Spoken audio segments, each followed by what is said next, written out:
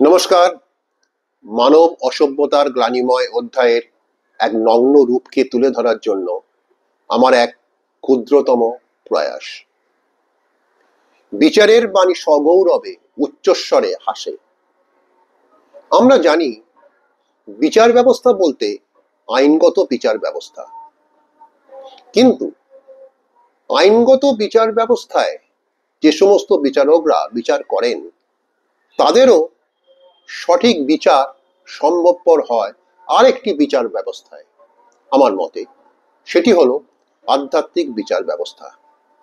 আধ্যাত্মিক বিচার ব্যবস্থায় প্রকৃত অপরাধী, প্রকৃত অত্যাচারীদের শনাক্ত করা খুব সহজতম উপায়।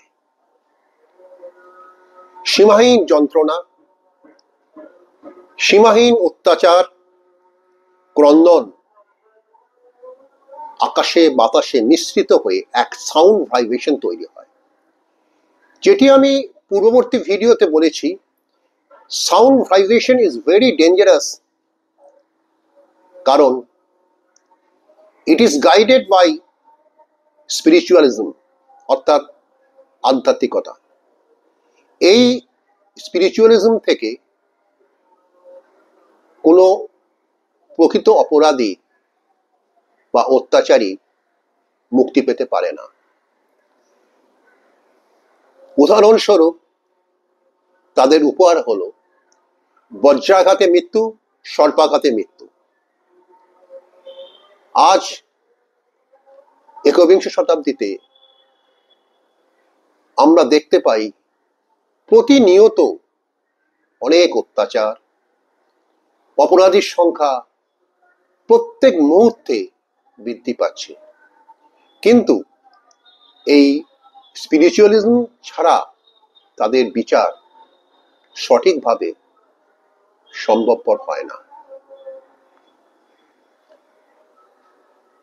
এর ফলস্বরূপ আমরা দেখতে পাই অধুনা বিকৃত মস্তিষ্কের মানুষ দিন দিন বৃদ্ধি পাচ্ছে, মানুষের সংখ্যা দিন দিন বৃদ্ধি পাচ্ছে।